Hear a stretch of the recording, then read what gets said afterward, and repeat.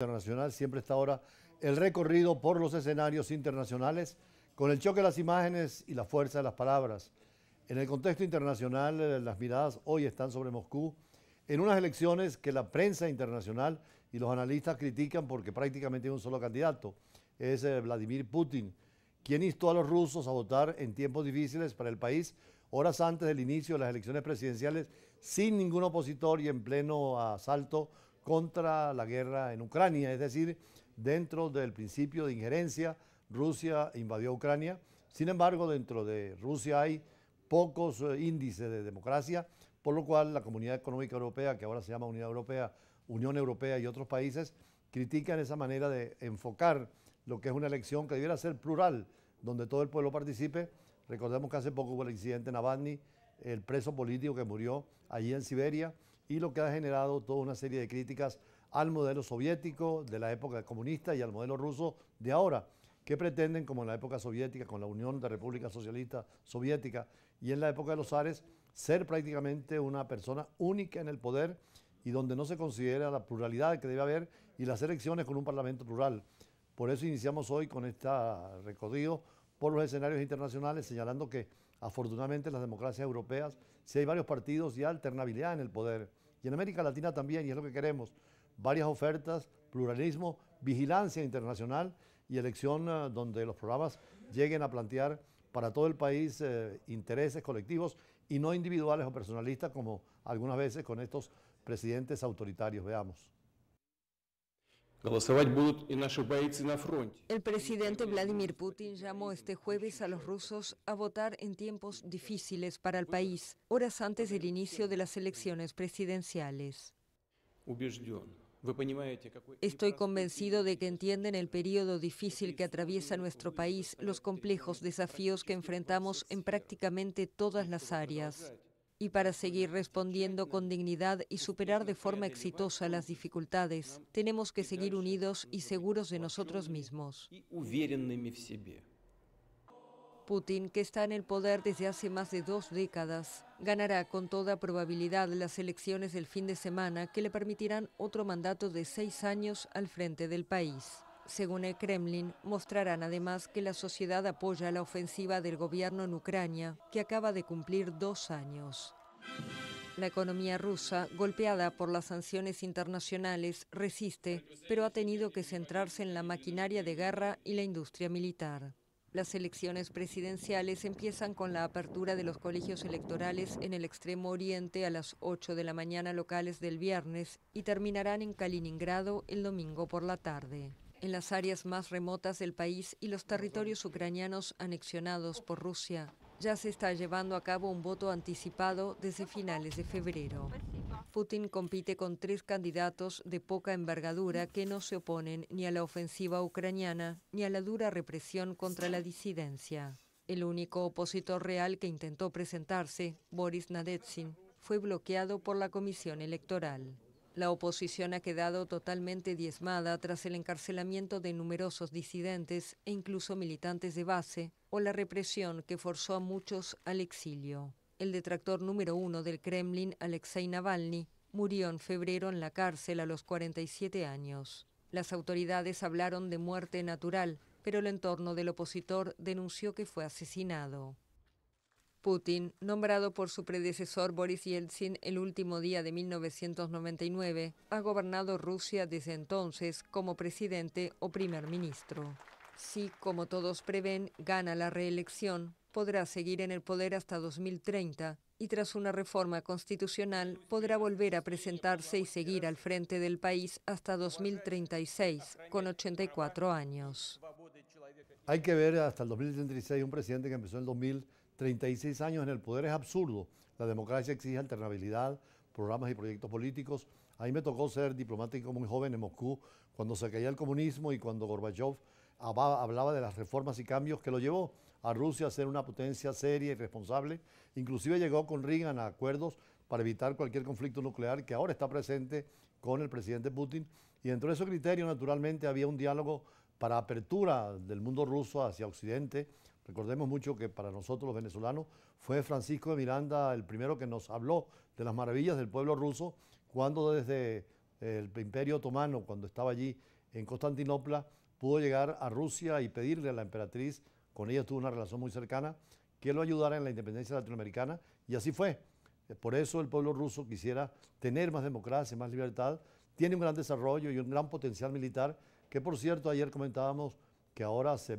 brinda la posibilidad de la amenaza nuclear, no solo oferta por Rusia, sino también la oferta hecha por Estados Unidos y la Unión Europea, que tienen países como Francia e Inglaterra, que tienen armas nucleares, y sería desastroso que en vez de llegar a un fin, como pedía el Papa, en paz entre Rusia y Ucrania, se abra el conflicto de todas maneras sobre este tema.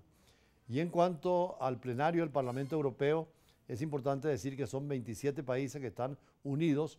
una ambiciosa regulación sobre el uso de la inteligencia artificial, aprobada ya en el último paso antes de la adopción formal por todo el bloque, es decir, en 5 millones de kilómetros cuadrados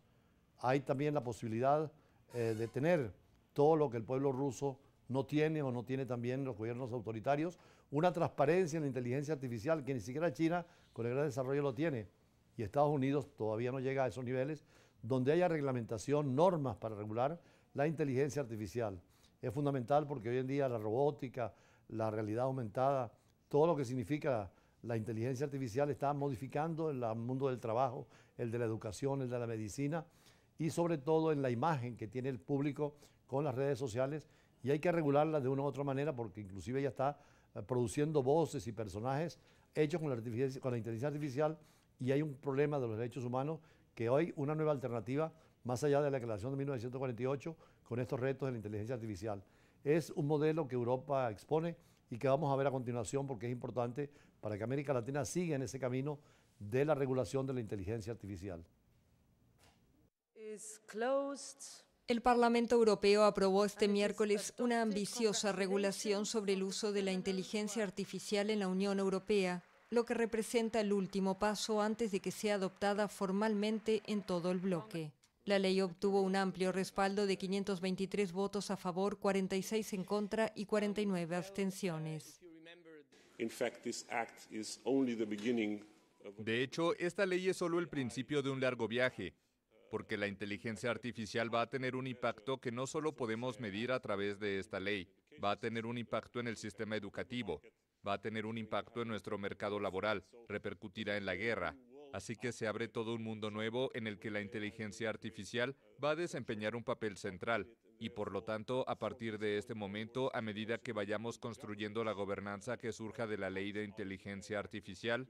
tendremos que tener muy presente esta evolución de la tecnología en el futuro y estar preparados.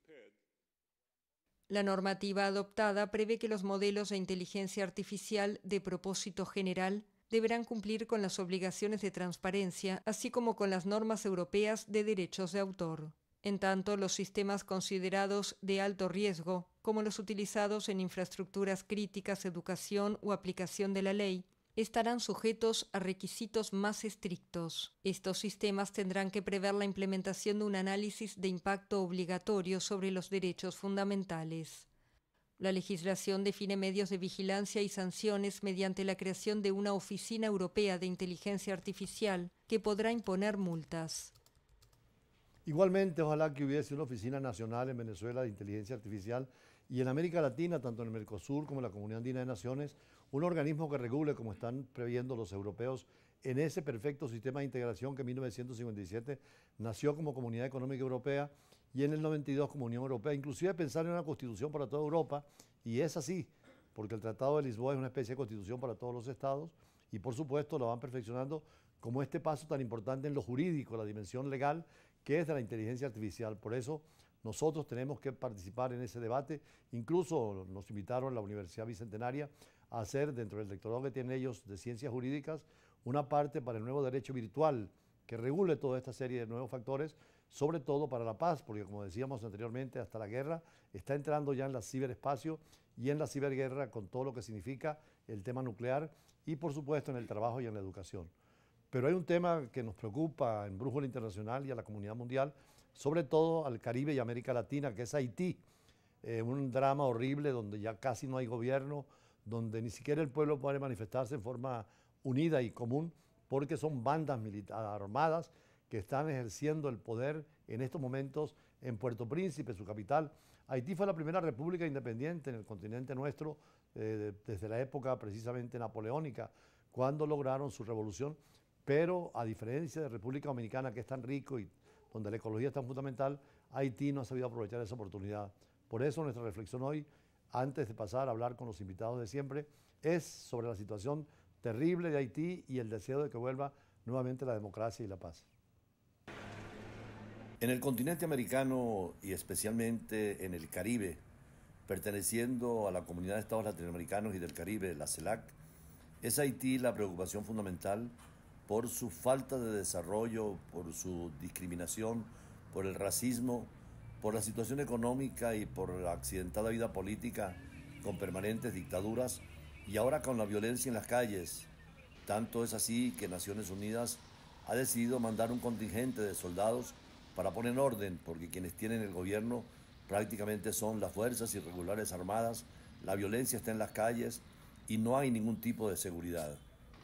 Recientemente el asesinato del presidente Jovenel Moïse en 2021 ha desencadenado una crisis política que ahora está profunda. En Haití reina la violencia causada por pandillas armadas que en estos momentos prácticamente controlan el país. Su presidente, que estaba en gira por África, no ha podido llegar todavía al país y están pidiendo la renuncia inmediatamente. Y está experimentando su peor hambruna con un 4.7 millones de personas que enfrentan hambre aguda.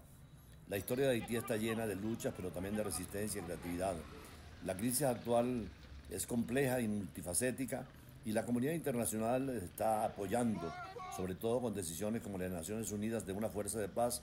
y la oferta que han hecho varios países para ayudar a sobreponer la crisis económica y el desarrollo en paz. El pasado martes, bandas armadas atacaron la Academia de Policía de la capital haitiana